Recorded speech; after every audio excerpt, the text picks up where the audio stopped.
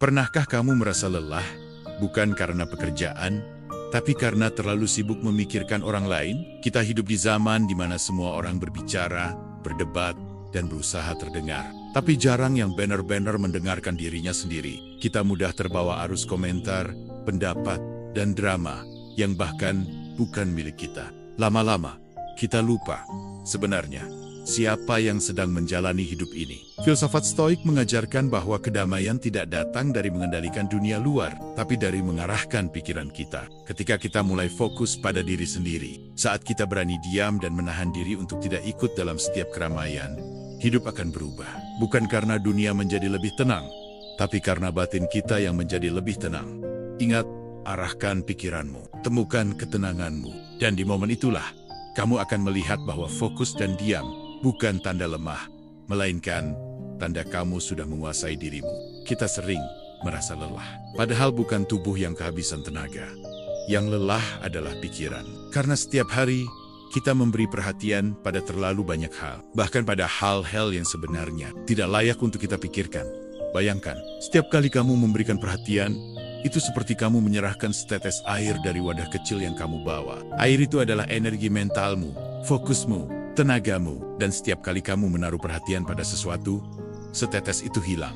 Kalau kamu menaruhnya pada hal yang penting, keluarga, pekerjaan, kesehatan, atau impian, maka air itu berubah menjadi sesuatu yang bernilai. Tapi sayangnya, kita sering menumpahkannya ke hal-hal yang tak berguna. Gosip, komentar orang, drama, tak penting, atau berita yang bahkan tidak berdampak pada hidup kita. Masalahnya, air di wadah itu tak terbatas. Ketika kamu habiskan untuk hal-hal sepele, saat waktunya kamu butuh untuk sesuatu yang benar-benar penting, wadah itu sudah kosong, dan yang tersisa hanyalah rasa letih, frustrasi, dan pikiran yang berantakan. Filsafat Stoik mengajarkan satu prinsip sederhana tapi kuat. Fokuslah pada apa yang bisa kamu kendalikan. Lepaskan yang tidak.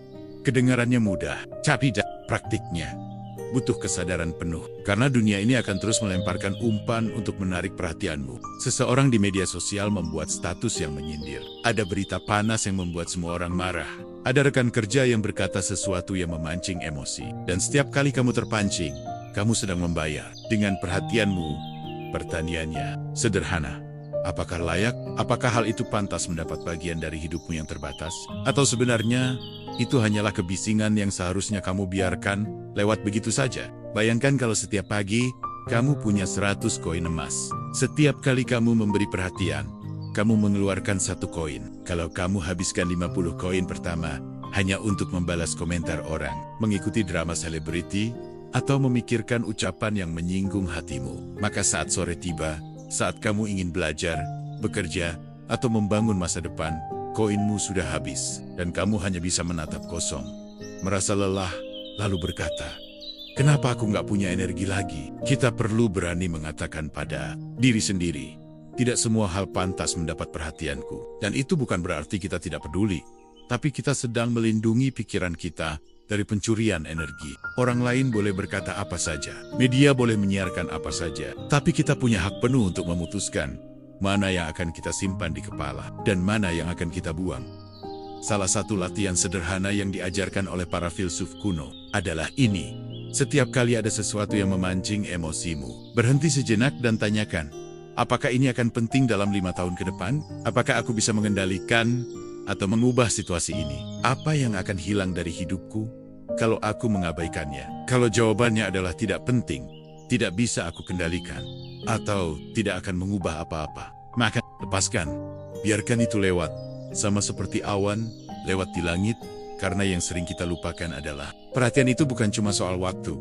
Perhatian adalah hidupmu. Apa yang kamu beri perhatian hari ini akan membentuk siapa dirimu besok. Kalau kamu menaruhnya pada hal-hal yang membangun pengetahuan, hubungan yang sehat, tujuan yang jelas, hidupmu akan tumbuh. Tapi kalau kamu menaruhnya pada hal-hal yang remeh dan penuh racun, perlahan, racun itu akan meresap ke dalam cara kamu berpikir, merasa, dan bertindak.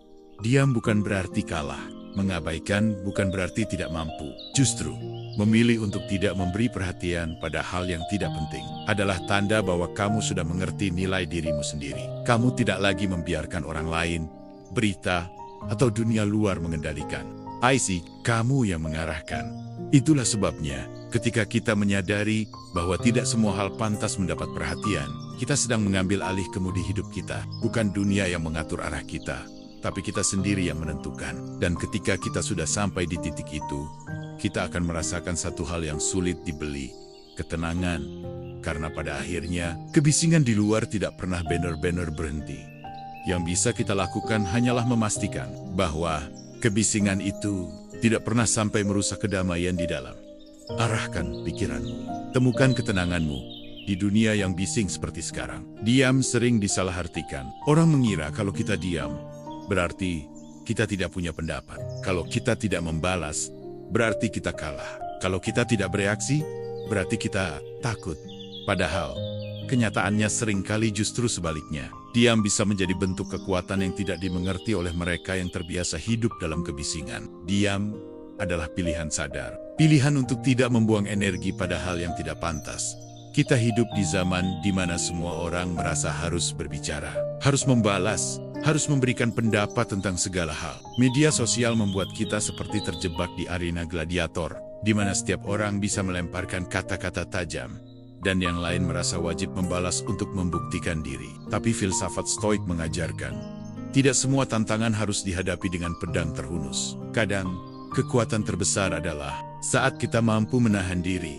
Bayangkan seseorang mencoba memancing emosimu. Dia melemparkan kota-kota yang jelas-jelas dibuat untuk membuatmu marah. Kalau kamu langsung bereaksi, kamu sebenarnya sudah masuk ke permainan yang dia ciptakan. Dia mengatur tempo, dia menguasai panggung, dan kamu hanya ikut menari sesuai musiknya. Tapi saat kamu diam, kamu menghentikan permainan itu. Kamu tidak memberi bahan bakar pada apinya. Dan lambat laun, apinya padam dengan sendirinya.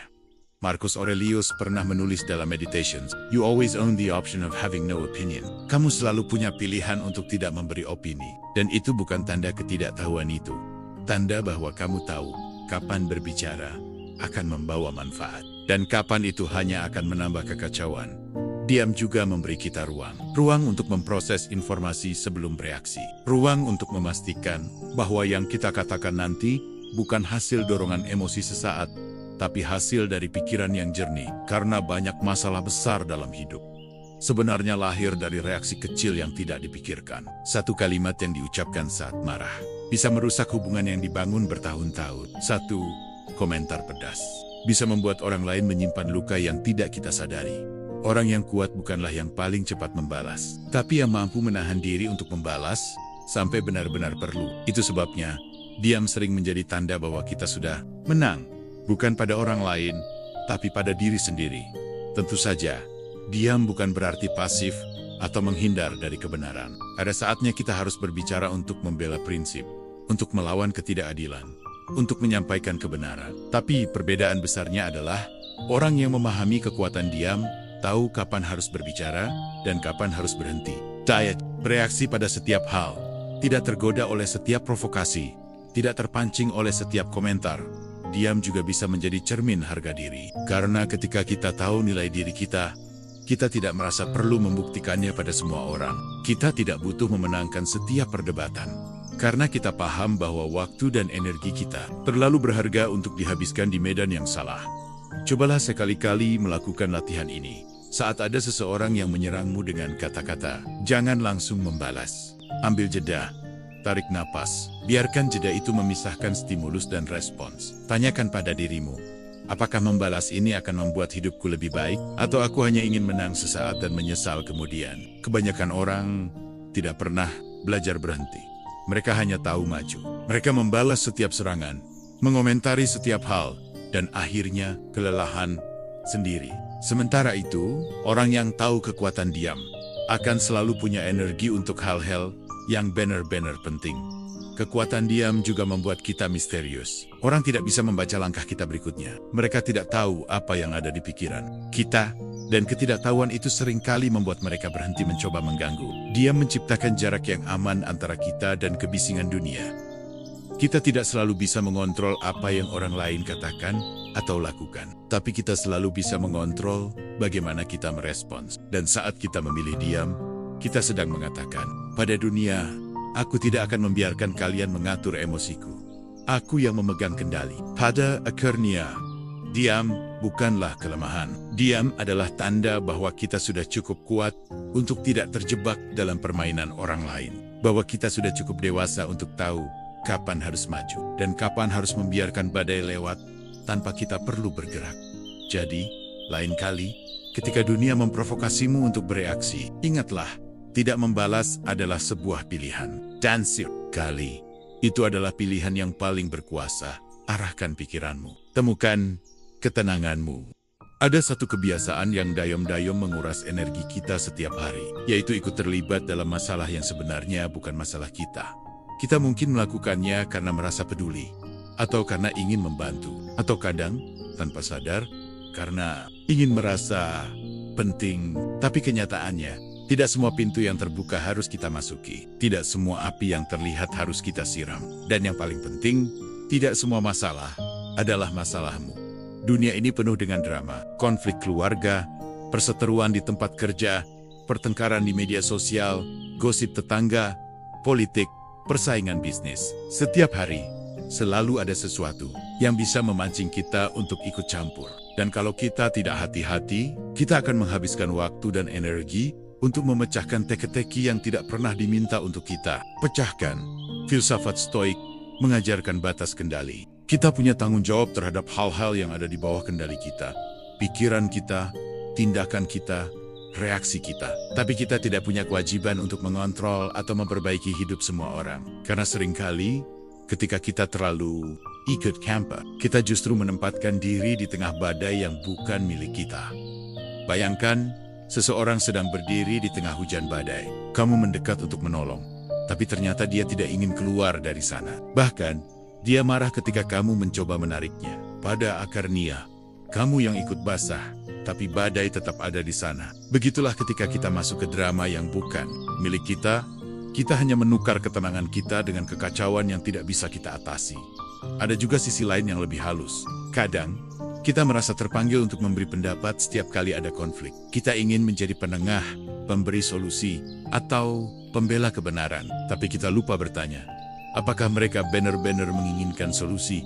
Atau mereka hanya ingin kita ikut merasakan emosi mereka? Karena banyak orang yang tidak mencari penyelesaian mereka. Mencari penonton, keterlibatan yang berlebihan dalam masalah. Orang lain seringkali membuat kita kehilangan fokus pada hidup kita sendiri. Kita mulai memikirkan apa yang mereka pikirkan. Kita mulai stres karena masalah yang bahkan tidak pernah kita alami secara langsung. Dan yang lebih berbahaya, kita membiarkan emosi mereka mengendalikan suasana hati kita. Mengurangi keterlibatan bukan berarti kita tidak peduli. Justru sebaliknya, itu berarti kita menghargai kesehatan mental kita agar tetap bisa membantu dengan cara yang sehat. Kita bisa mendukung orang lain tanpa harus tenggelam bersama mereka. Kita bisa memberi ruang bagi mereka untuk belajar menyelesaikan masalahnya sendiri, sambil tetap menjaga jarak aman. Caranya sederhana, tapi butuh disiplin. Tanyakan pada diri sendiri, apakah ini benar-benar urusanku? Lihat batas kendalimu. Apakah aku bisa mengubah situasinya? Atau hanya memperburuk? Periksa niat. Apakah aku ingin membantu? Atau hanya ingin merasa terlibat? Kalau jawabannya menunjukkan bahwa kamu tidak punya peran nyata di sana, lepaskan. Tidak perlu merasa bersalah, karena membiarkan orang lain menghadapi masalahnya sendiri adalah bagian dari menghormati perjalanan hidup mereka. Ingatlah, setiap kali kamu masuk ke drama orang lain, kamu sedang mengundang masalah tambahan ke dalam hidup. Masalah yang tidak pernah diminta, tidak pernah dibutuhkan, dan seringkali tidak pernah bisa kamu selesaikan. Kamu punya batas kapasitas. Kalau kamu memenuhinya dengan masalah orang lain, kapan kamu akan punya ruang untuk mengurus dirimu sendiri? Kita tidak diciptakan untuk menjadi penolong di setiap panggung drama. Kadang, menjadi penonton yang diam adalah pilihan terbaik. Biarkan cerita itu berjalan tanpa kita ikut bermain di dalamnya. Karena semakin sering kita mengatakan, ini bukan urusanku, semakin banyak energi yang bisa kita simpan untuk hal-hal yang benar-benar penting. Kehidupan akan terasa lebih ringan ketika kita berani menarik garis antara kepedulian dan keterlibatan.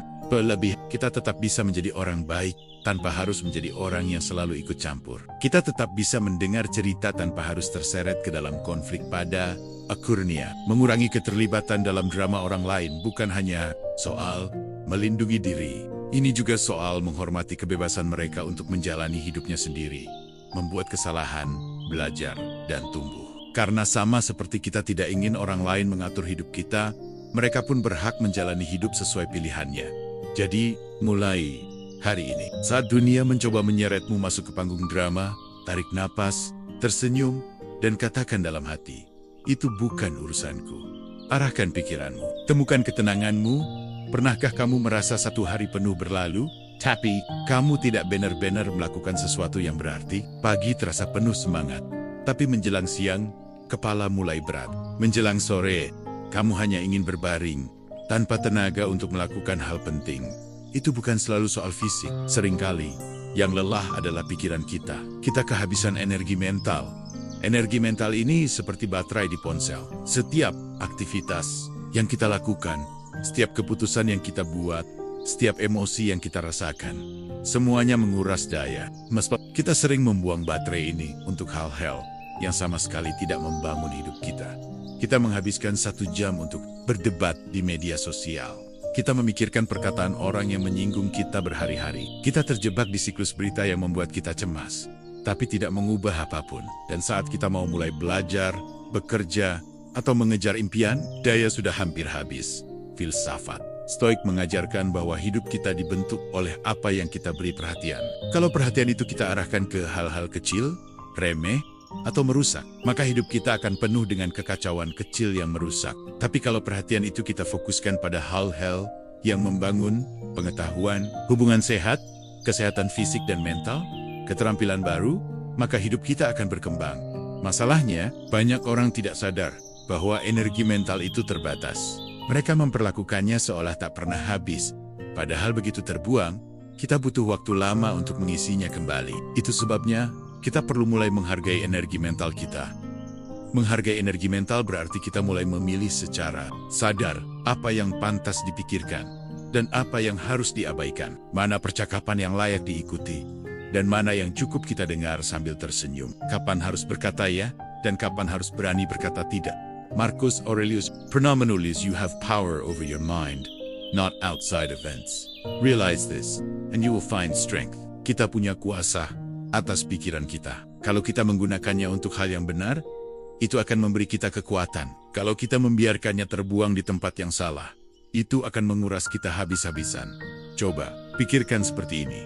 Setiap pagi, kamu mendapat 100 unit energi mental. Kalau kamu habiskan 30 unit untuk khawatir soal hal yang belum tentu terjadi, 20 unit untuk marah pada ucapan orang, 15 unit untuk bergosip, atau mengikuti drama yang bukan urusanmu, maka tersisa hanya sedikit untuk hal-hal yang sebenarnya penting. Pekerjaan, keluarga, kesehatan, pertumbuhan diri. Lalu kita heran, kenapa hidup tidak berkembang? Kita merasa stuck, padahal masalahnya bukan kurang kesempatan, tapi terlalu banyak kebocoran energi. Menghargai energi mental juga berarti menjaga batas diri. Tidak semua permintaan harus kita kabulkan. Tidak semua orang harus kita jawab. Tidak semua undangan harus kita hadiri. Bukan karena kita sombong, tapi karena kita tahu harga dari ketenangan pikiran kita. Kita juga perlu paham bahwa mengisi ulang energi mental itu penting. Bukan hanya dengan tidur, tapi juga dengan memberi waktu untuk diam, merenung, dan melakukan hal-hal yang memberi kita makna.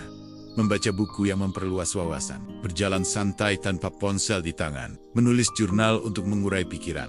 Hal-hal kecil ini seperti charger yang pelan-pelan mengembalikan daya kita. Terkadang, menghargai energi mental berarti kita harus rela kehilangan sedikit keseruan yang ditawarkan dunia. Kita mungkin terlihat kurang update, kita mungkin tidak tahu semua gosip terbaru. Tapi sebagai gantinya, kita punya kepala yang lebih jernih, hati yang lebih tenang, dan hidup yang lebih terarah. Karena pada akhirnya, energi mental itu adalah bahan bakar hidup kita. Kalau kita habiskan untuk mengejar semua hal sekaligus, kita tidak akan sampai kemana-mana. Tapi kalau kita arahkan hanya untuk hal-hal yang membangun, kita akan sampai ke tujuan yang benar-benar kita inginkan. Jadi, mulai sekarang, perhatikan kemana energi mentalmu pergi setiap hari. Kalau ada hal yang menguras tapi tidak memberi manfaat, tutup pintunya. Kalau ada orang yang selalu membawa drama, jaga jarak. Kalau ada informasi yang membuatmu gelisah, tapi tidak membantumu bertumbuh, hentikan konsumsi itu. Hidup ini singkat, dan energi mental kita lebih singkat lagi. Jangan biarkan ia terbuang untuk hal-hal yang tidak mengubah hidupmu menjadi lebih baik. Arahkan pikiranmu, temukan ketenanganmu, Banyak orang kelelahan bukan karena beban yang terlalu berat, tapi karena mereka mencoba memikul beban yang sebenarnya bukan milik mereka. Kita semua punya dorongan alami untuk ingin mengendalikan segalanya. Kita ingin memastikan semuanya berjalan sesuai rencana. Kita ingin orang lain bertindak seperti yang kita harapkan. Kita ingin situasi berubah sesuai keinginan kita. Tapi dunia tidak bekerja seperti itu. Stoicisme mengajarkan satu prinsip sederhana yang bisa mengubah hidup kita. Bedakan antara apa yang bisa kamu kendalikan dan apa yang tidak. Di bawah kendali kita ada pikiran kita, sikap kita, tindakan kita, keputusan kita. Di luar kendali kita ada cuaca, opini orang, masa lalu, bahkan masa depan sepenuhnya. Masalahnya, kita sering menghabiskan energi di wilayah yang bukan milik kita. Kita marah karena orang lain tidak berubah seperti yang kita inginkan. Kita frustrasi karena situasi tidak sesuai harapan. Kita khawatir akan kemungkinan buruk yang bahkan belum tentu terjadi. Dan semakin kita berusaha mengendalikan hal-hal itu, semakin kita kecewa. Bayangkan kamu berdiri di tepi pantai, mencoba menghentikan ombak dengan tanganmu. Tidak peduli seberapa keras kamu berusaha, ombak akan tetap datang. Itulah yang terjadi saat kita mencoba mengubah sesuatu yang di luar kuasa kita. Kita hanya akan basah, lelah, dan pada akhirnya menyerah dengan rasa pahit. Tapi coba pikirkan, ini, kalau kamu tidak bisa menghentikan ombak, kamu bisa memilih bagaimana cara berselancar di atasnya. Kalau kamu tidak bisa mengendalikan arah angin, kamu bisa mengatur layar perahumu. Itu perbedaan antara orang yang frustrasi dan orang yang bijak. Yang satu berperang melawan kenyataan, yang satu bekerja selaras dengannya. Memahami batas kendali bukan berarti kita pasrah. Justru, ini adalah bentuk kecerdasan. Kita mengarahkan energi hanya pada hal-hal yang benar-benar bisa kita ubah. Kita menerima kenyataan bukan karena menyerah, tapi karena tahu melawan hal yang tak terhindarkan, hanya akan menguras diri kita.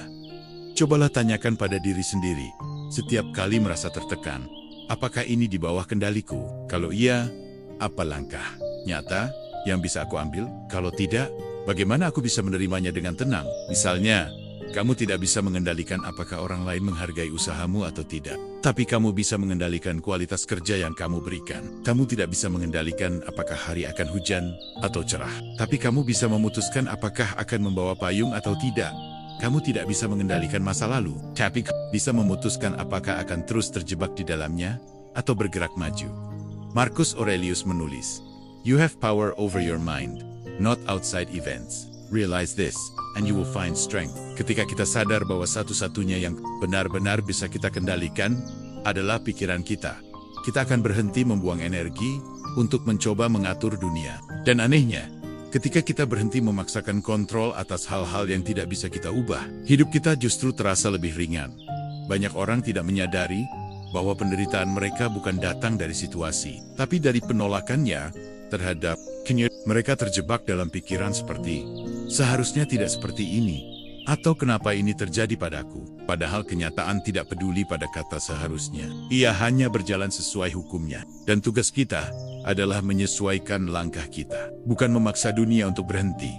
Memahami batas kendali juga membantu kita menghindari rasa bersalah yang berlebihan. Seringkali, kita memikul beban kegagalan yang sebenarnya bukan milik kita. Kita merasa bertanggung jawab atas kebahagiaan orang lain, padahal itu adalah sesuatu yang hanya mereka bisa atur sendiri.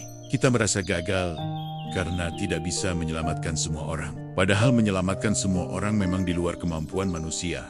Ketika kita sadar batas ini, kita belajar mengatakan, aku akan melakukan yang terbaik pada hal-hal yang bisa aku kendalikan, dan aku akan merelakan sisanya. Hidup kita akan terasa jauh lebih damai saat kita berhenti mengaitkan nilai diri dengan hasil yang di luar kuasa kita. Karena kita tidak lagi mengukur keberhasilan dari apakah dunia mengikuti keinginan kita, tapi dari apakah kita sudah berperilaku sesuai prinsip kita. Jadi, mulai hari ini, jangan buang waktu untuk mengubah arah angin. Belajarlah menyesuaikan layar. Fokuslah pada yang ada di tanganmu. Lepaskan yang di luar jangkauanmu. Disitulah kekuatan sejati dan ketenangan berada. Arahkan pikiranmu. Temukan ketenanganmu. Kita hidup di dunia yang serba cepat. Berita datang tanpa henti. Hasn't masuk setiap menit. Orang berbicara sebelum berpikir. Bereaksi sebelum memahami. Dan menghakimi sebelum benar-benar tahu. Di tengah arus deras ini, introspeksi terasa seperti kemewahan. Padahal justru, itu adalah kebutuhan. Karena tanpa introspeksi, Kita hanya akan menjadi penumpang di kapal kehidupan kita sendiri, terombang-ambing oleh gelombang luar, tanpa tahu arah. Introspeksi berarti kita berhenti sejenak untuk melihat ke dalam.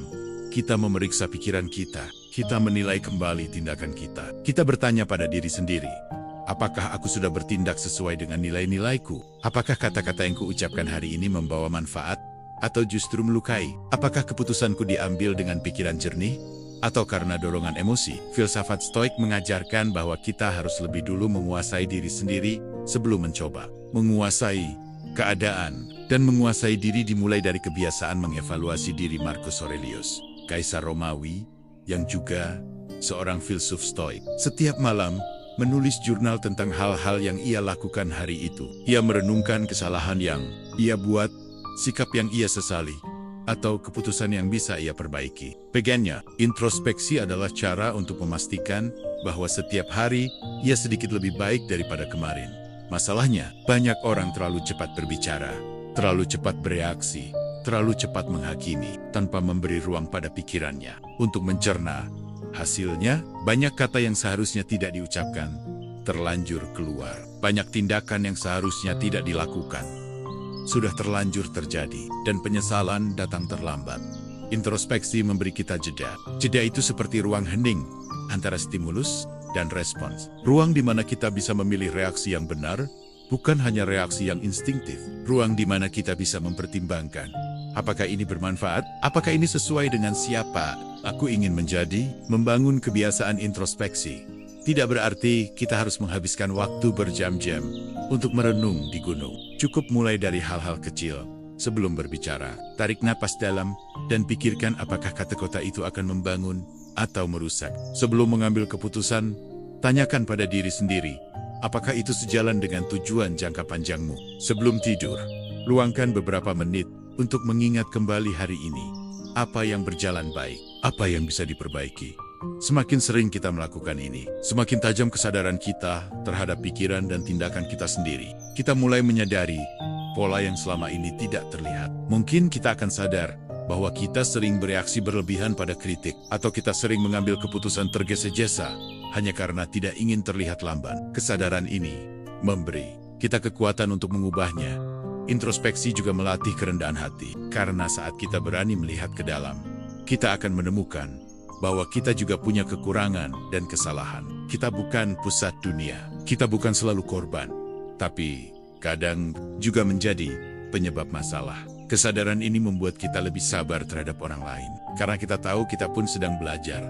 Yang perlu diingat, introspeksi bukan berarti kita terus-menerus mengkritik diri sendiri hingga kehilangan rasa percaya diri. Bukan. Introspeksi adalah menilai dengan jujur, tapi juga memberi ruang untuk berkembang. Kita mengakui kesalahan, tapi tidak tinggal di dalamnya. Kita memperbaiki diri, bukan menghukum diri.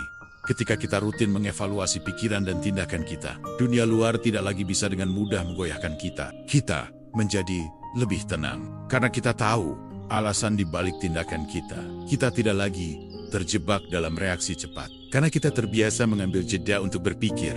Bayangkan kalau semua orang mau meluangkan waktu untuk introspeksi sebelum berbicara atau bertindak. Berapa banyak konflik yang bisa dihindari? Berapa banyak kata yang bisa diselamatkan dari menjadi luka? Berapa banyak keputusan buruk yang bisa dicegah? Jadi, jangan biarkan hidupmu berjalan di autopilot. Pegang kendali dengan cara sederhana, namun kuat. Rutin memeriksa pikiran dan tindakanmu. Beri dirimu ruang hening untuk merenung, lalu gunakan hasilnya untuk melangkah lebih bijak. Karena pada akhirnya, introspeksi bukan hanya tentang menjadi lebih baik dari orang lain, tapi menjadi lebih baik dari dirimu yang kemarin. Arahkan pikiranmu, temukan ketenanganmu. Pernahkah kamu merasa lelah, padahal hari itu kamu tidak melakukan pekerjaan berat? Tubuhmu baik-baik saja, tapi kepalamu penuh, begitu banyak suara, begitu banyak cerita, begitu banyak kabar, sampai kamu sendiri tidak tahu mana yang penting dan mana yang seharusnya diabaikan. Itulah dampak dari paparan informasi berlebihan. Dulu, informasi bergerak pelan. Kabar dari satu kota ke kota lain bisa memakan waktu berhari-hari. Sekarang, dalam 1 menit, kita bisa tahu apa yang terjadi di belahan dunia lain. Bahkan, sebelum orang yang ada di sana sempat memprosesnya, teknologi membuat semua berita, opini, dan gosip mengalir tanpa henti. Masalahnya, otak manusia tidak diciptakan untuk memproses informasi sebanyak ini dalam waktu sesingkat itu. Setiap kali kita membuka ponsel, kita mengundang banjir berita politik, skandal selebriti, konflik sosial, gosip teman, keluhan orang asing. Semuanya bercampur jadi satu, dan tanpa sadar, kita membiarkan semua itu masuk ke pikiran kita, mengisi ruang yang seharusnya digunakan untuk fokus, kreativitas, dan ketenangan. Filsafat Stoik mengajarkan kita untuk menjaga pikiran seperti kita menjaga rumah. Kita tidak akan membiarkan sembarang orang masuk dan membuat berantakan. Tapi entah bagaimana, kita justru membiarkan ratusan informasi asing masuk. Setiap hari, tanpa saringan, kita membiarkan mereka menempati ruang pikiran kita, memicu emosi kita, bahkan memengaruhi cara kita melihat dunia. Banyak orang mengira mereka hanya sekadar membaca atau sekadar melihat, padahal setiap informasi yang kita konsumsi meninggalkan jejak di pikiran kita. Sebuah berita buruk bisa membuat kita cemas seharian. Sebuah komentar negatif bisa mengubah suasana hati kita. Dan yang lebih bahaya, paparan informasi berlebihan membuat kita sulit membedakan mana yang penting untuk hidup kita dan mana yang hanya kebisingan. Bayangkan pikiranmu seperti taman. Kalau setiap hari kamu menanam benih yang baik, pengetahuan bermanfaat, ide kreatif, inspirasi, taman itu akan tambahin. Tapi kalau kamu membiarkan benih liar dan gulma tumbuh tanpa kontrol, perlahan taman itu akan dipenuhi semak berduri. Itulah yang terjadi saat kita membiarkan semua informasi masuk tanpa saringan. Mengurangi paparan. Informasi berlebihan bukan berarti menutup diri dari dunia. Bukan berarti kita harus buta terhadap kenyataan. Tapi ini soal mengendalikan aliran informasi yang masuk, supaya kita bisa tetap sehat secara mental dan emosional. Caranya sederhana, tapi butuh disiplin. Batasi waktu di media sosial. Tidak semua yang ada di timeline layak menghabiskan waktumu. Pilih sumber berita yang terpercaya dan konsumsi seperlunya, bukan setiap jam. Hindari gosip yang hanya membuat pikiran penuh asumsi dan hati penuh prasangka. Jadwalkan waktu tanpa layar, di mana kamu benar-benar memutus koneksi dari arus informasi. Cobalah untuk memulai hari tanpa langsung membuka ponsel. Berikan otakmu kesempatan untuk memulai pagi dengan pikiran sendiri, bukan pikiran orang lain. Atau sebelum tidur, hindari membaca berita atau komentar di media sosial. Biarkan pikiranmu menutup hari dengan tenang, bukan dengan kecemasan tambahan. Banyak orang takut ketinggalan kabar kalau mereka membatasi akses informasi. Tapi yang sering dilupakan adalah kita tidak dirancang untuk selalu tahu semuanya. Dulu, manusia hidup bahagia hanya dengan tahu apa yang ada di lingkungannya. Sekarang, kita tahu masalah di semua belahan dunia, tapi bahkan tidak punya kekuatan untuk mengubah sebagian besar darinya. Yang kita dapatkan hanya rasa cemas, marah, atau putus asa yang tidak menghasilkan apa-apa. Informasi yang terlalu banyak bukan membuat kita lebih pintar, tapi bisa membuat kita lumpuh. Kita sibuk mengonsumsi, tapi tidak punya waktu untuk merenung. Kita tahu segalanya sedikit-sedikit, tapi jarang mendalami satu hal dengan sungguh-sungguh. Dengan mengurangi paparan informasi, kita memberi ruang pada pikiran kita untuk bernapas. Kita bisa fokus pada hal-hal yang benar-benar penting bagi hidup kita. Kita bisa merasakan kembali ketenangan karena pikiran tidak lagi dibanjiri stimulus tanpa henti pada akhirnya. Menjaga pikiran dari informasi berlebihan sama seperti menjaga tubuh dari makanan yang tidak sehat. Bukan berarti kita tidak pernah makan, tapi kita memilih apa yang kita konsumsi. Karena apa yang kita masukkan ke pikiran akan menentukan kualitas hidup kita.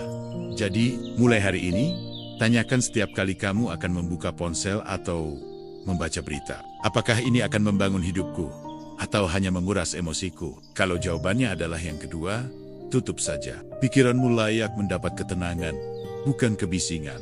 Arahkan pikiranmu, temukan ketenanganmu. Ada satu pelajaran penting yang butuh waktu lama untuk saya mengerti. Tidak semua perbedaan harus diubah. Tidak semua orang harus setuju dengan saya. Dan tidak semua perdebatan harus dimenangkan. Di dunia yang penuh suara seperti sekarang, kita tumbuh dengan dorongan untuk selalu ikut bicara. Media sosial mendorong kita memberi opini tentang semua hal politik, gaya hidup, agama, bahkan hal yang kita sendiri tidak pahami sepenuhnya. Kita mengira kalau kita diam, berarti kita kalah. Kalau kita tidak membalas argumen orang, berarti kita lemah. Tapi filsafat Stoik mengajarkan hal sebaliknya. Diam bukan kelemahan. Diam adalah pilihan sadar untuk tidak membuang energi pada hal yang tidak akan membawa perubahan berarti. Ketika seseorang punya keyakinan yang berbeda dari kita, seringkali bukan logika yang memegang kendali, melainkan emosi, pengalaman masa lalu, dan kebiasaan berpikir yang sudah terbentuk bertahun-tahun. Tidak peduli sekuat apa argumen kita, jika hati orang itu tidak siap, dia tidak akan berubah. Justru, semakin kita memaksakan, semakin besar tembok yang mereka bangun.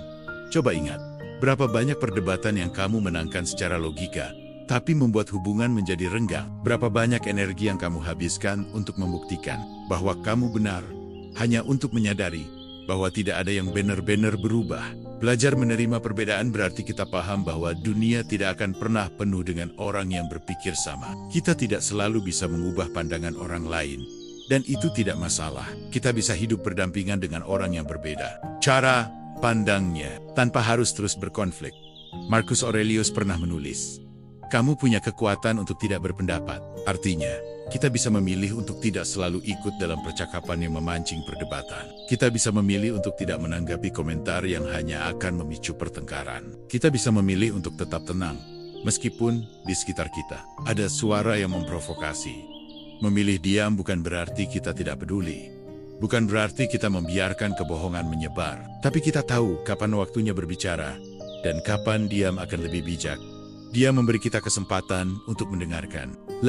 Kadang, saat kita berhenti bicara dan mulai benar-benar mendengar, kita menyadari bahwa orang lain tidak sepenuhnya salah mereka, hanya melihat dari sudut yang berbeda. Dari situ, kita bisa belajar, bahkan dari orang yang awalnya kita kira lawan. Menghindari perdebatan yang tidak perlu juga berarti kita menjaga kesehatan mental. Perdebatan yang panjang, apalagi di dunia maya, seringkali hanya menguras emosi tanpa hasil nyata. Kita keluar dari percakapan itu dengan hati panas, pikiran lelah, dan waktu terbuang. Bukan berarti kita harus selalu mengalah.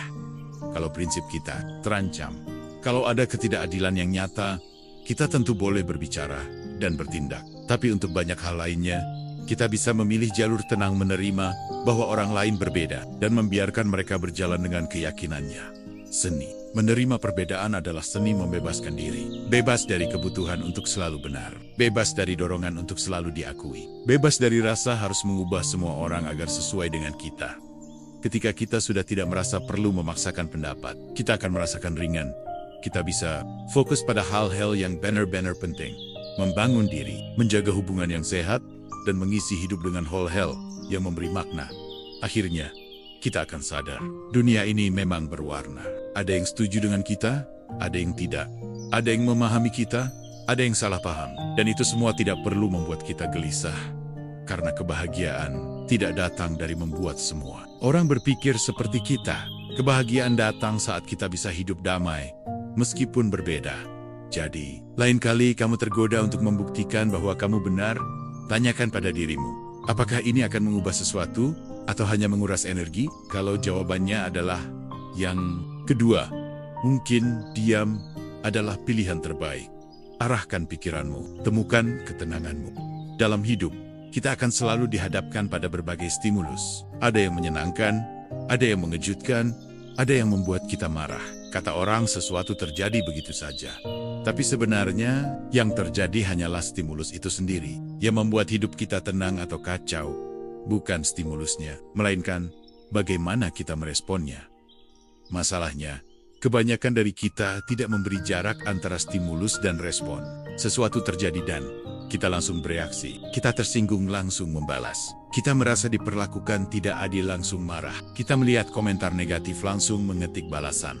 Seperti refleks, kita bertindak sebelum pikiran sempat memproses, dan disitulah kita sering menyesal.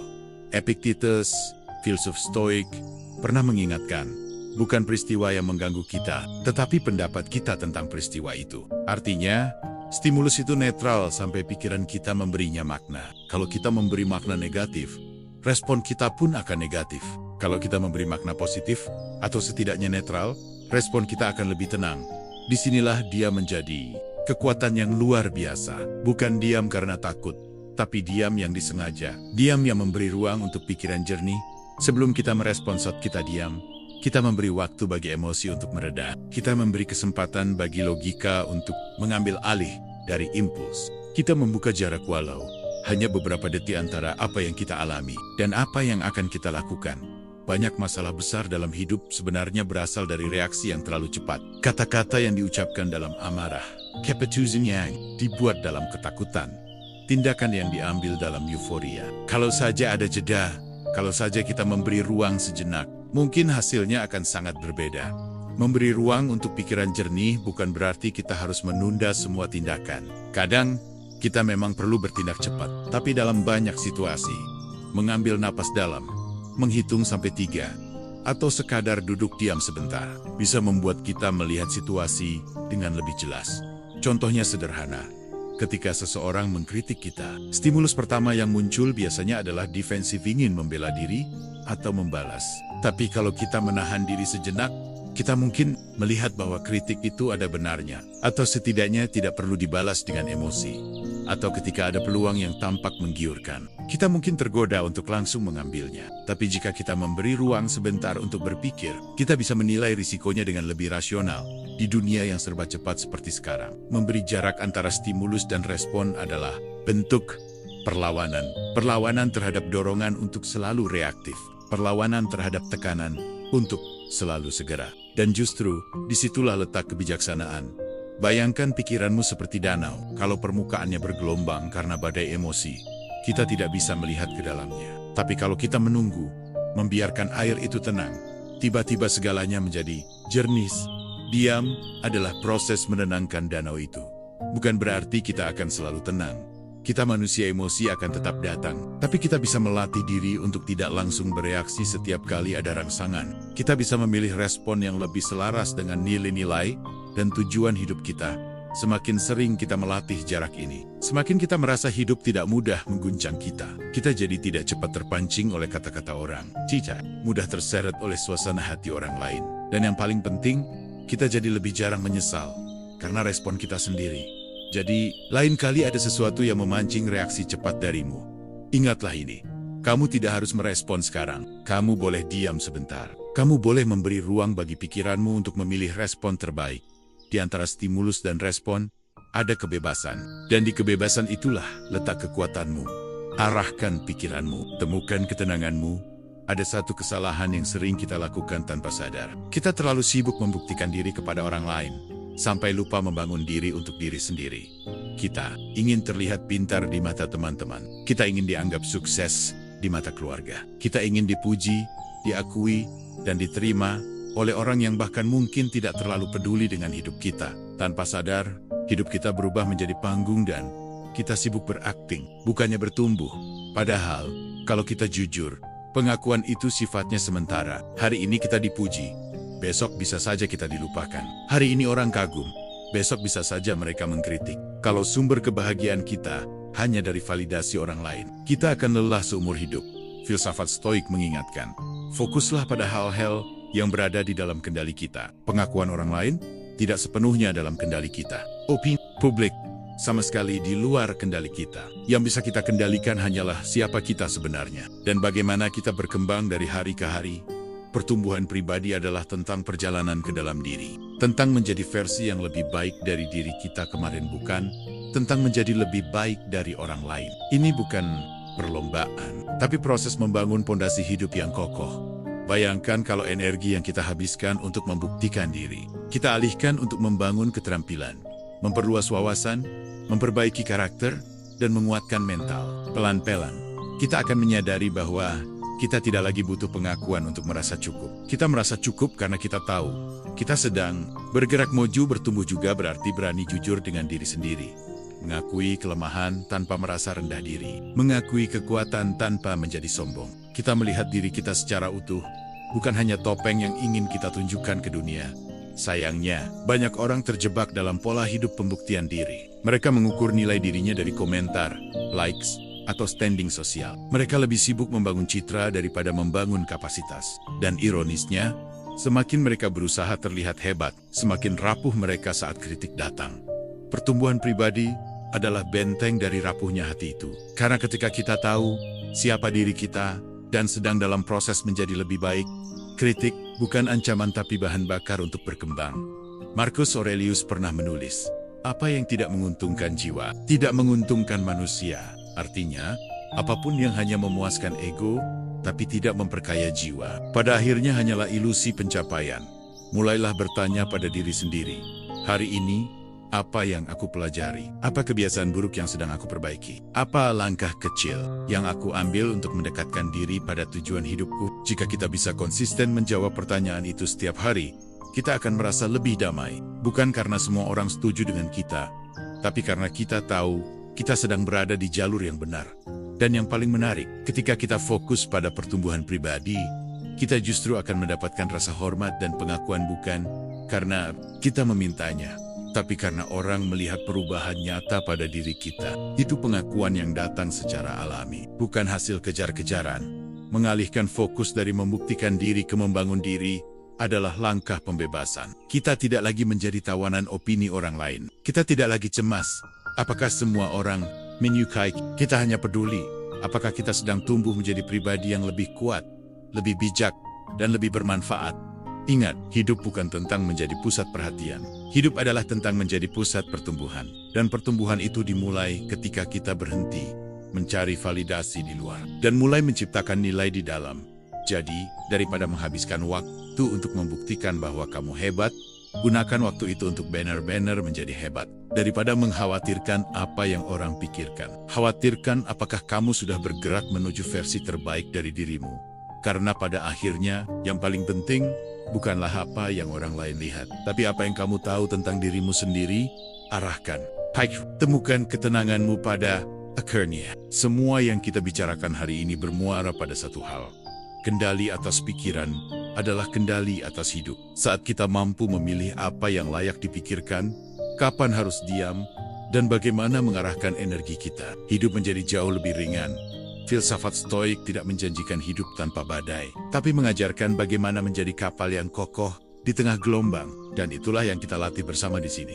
Menguatkan pikiran, menenangkan hati, dan menemukan kedamaian yang tidak tergantung pada dunia luar. Jika pembahasan ini bermanfaat untukmu, teruslah ikuti arah mindset. Di sini, kita akan terus menggali cara-cara sederhana namun mendalam untuk mengubah cara berpikir, membangun ketenangan, dan menjalani hidup dengan penuh kendali. Ingat, arahkan pikiranmu, temukan ketenanganmu,